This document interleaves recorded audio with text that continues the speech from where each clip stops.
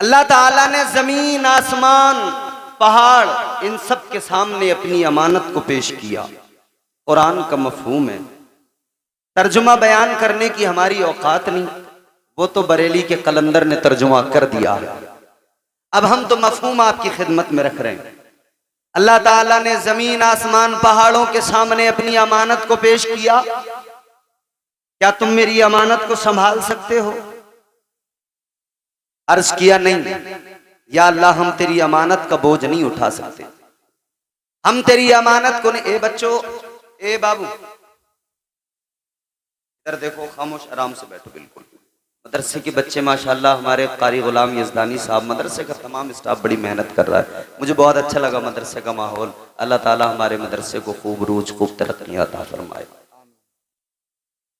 जमीन, आसमान, पहाड़ अल्लाह की बारगाह में अर्ज करते, मालिक हम तेरी अमानत के बोझ को नहीं संभाल सकते, हम तेरी अमानत के बोझ को नहीं उठा सकते।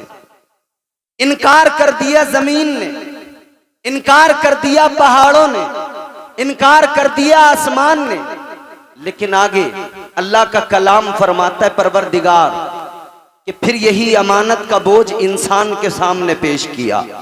ऐ इंसान, क्या तू अपने रब की अमानत का बोझ उठा सकता है? ऐ इंसान, क्या तू अपने रब की अमानत को संभाल सकता है? इंसान ने अल्लाह की बारगाह में अर्ज किया। रोज़े अज़ल हजरत आदम अलैहिस्सलाम की रूह ने अर्ज किया, मौला मैं तेरी अमानत के बोझ को उठाऊंगा। या अल्लाह मैं तेरी अमानत का बोझ उठाऊंगा। ऐ परवरदिगार मैं तेरी अमानत को संभालूंगा। इसमें मुफस्सिरीन इकराम के बहुत सारे अक़वाल हैं, मगर मैं आपकी खिदमत में तफसीर मजहरी अल्लामा काजी सनाउल्लाह पानीपती अलैहि रहमा का एक कौल पेश कर रहा हूं। उन्होंने फरमाया कि इससे मुराद है क्या, इससे मुराद है क्या? वो कौन सी अमानत है जो अल्लाह ने जमीन, आसमान, पहाड़ों के सामने पेश की? उन्होंने इनकार कर दिया। कौन सी अमानत है इंसान के सामने पेश की? इंसान ने कहा, या अल्लाह मैं तेरी अमानत का बोझ उठाऊंगा। अमानत है कौन सी? इसके ताल्लुक से अक़वाल हैं। फरमाया कि ये इबादत का बोझ है, इबादत इलाही। लेकिन इबादत तो कायनात का जर्रा जर्रा करता है। क्या पहाड़ इबादत नहीं करते अल्लाह की? अपने तौर पे वो भी अल्लाह की पाकी बयान करते हैं, तस्बीह करते हैं, इबादत करते हैं। जी हजरत अल्लामा काजी सनाउल्लाह पानीपती आप फरमाते हैं, ये फकत अल्लाह की इबादत नहीं तो क्या ये कौन सी अमानत है? ये अमानत है इलाही। कौन सी अमानत? अल्लामा काजी सनाउल्लाह पानीपती तफसीर मजहरी में फरमाते हैं, लोगों ये अमानत इश्क़ इलाही की अमानत है, ये अमानत मोहब्बत खुदा की अमानत है, ये मोहब्बत परवरदिगार की मोहब्बत, ये इश्क़ इलाही है। ये अमानत वो पाकीज़ा अमानत है। अल्लाह ताला की बारगाह में इंसान ने यानी हजरत आदम की रूह ने अर्ज कर दिया, ए परवरदिगार इस अमानत को मैं संभालूंगा, ए अल्लाह इस अमानत के बोझ को मैं उठाऊंगा, ए परवरदिगार ये अमानत मैं अपने सीने में संभाल के रखूंगा। अल्लाह ताला ने फरमाया, ऐ इंसान की रूह, अगर तू इस अमानत को अपने सीने में संभालना चाहता है, ऐ इंसान अगर तू इस अमानत को अपने सीने में संभालना चाहता है, अल्लाह ताला ने फरमाया, सुन ले इंसान, इस अमानत को सीने में रखने के लिए इम्तिहान देने पड़ेंगे, आजमाइशों से गुजरना पड़ेगा। अगर इस अमानत को सीने में संभाल के रखना है, आजमाइशों से गुजरना पड़ेगा, इम्तिहान देने पड़ेंगे। इंसान ने अर्ज कर दिया, मौला मैं इम्तिहान देने को तैयार हूँ, मैं आजमाइशों से गुजरने को तैयार हूँ। अल्लाह ताला ने फरमाया, ए हजरत इंसान जन्नत से निकाला जाएगा।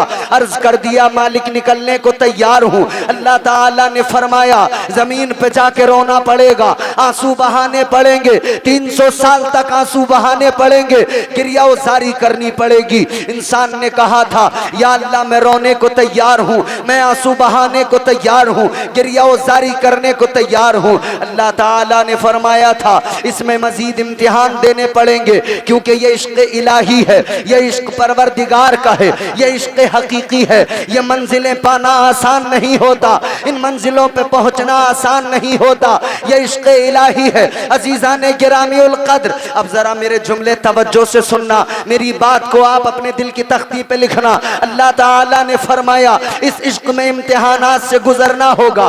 कभी अय्यूब बनकर तुम्हें बीमारियों को बर्दाश्त करना पड़ेगा, कभी यूसुफ बनकर कुएं में जाना पड़ेगा, कभी मिस्र के बाजार में यूसुफ बन के बिकना पड़ेगा। अर्ज कर दिया मौला बिकने को तैयार हूँ। अल्लाह ने फरमाया इब्राहिम बनकर आग में जाना पड़ेगा, या अल्लाह आग में जाने को तैयार हूँ। अल्लाह ताला ने फरमाया आवाज आई कुदरत की, इंसान इम्तिहान देने पड़ेंगे, तुझे सताया जाएगा, आजमाइशों से गुजरना पड़ेगा, या अल्लाह आजमाइशों से गुजरने को तैयार हूँ। अल्लाह ने फरमाया आखिरी पैगंबर की शक्ल में, आखिरी पैगंबर की शक्ल में मक्के की गलियों में सताया जाएगा, वो जुल्म बर्दाश्त करने पड़ेंगे, या अल्लाह वो जुल्म बर्दाश्त करने को तैयार हूँ। अर्ज कर दिया मौला वो जुल्म सहने को तैयार हूँ। फरमाया कुदरत का जवाब आया, आवाज आई ऐ इंसान सुन ले, ताइफ की वादियों में जब आखिरी पैगंबर बनाकर लबादे बशरियत में भेजा जाएगा, ताइफ की वादियों में पत्थर मारे जाएंगे,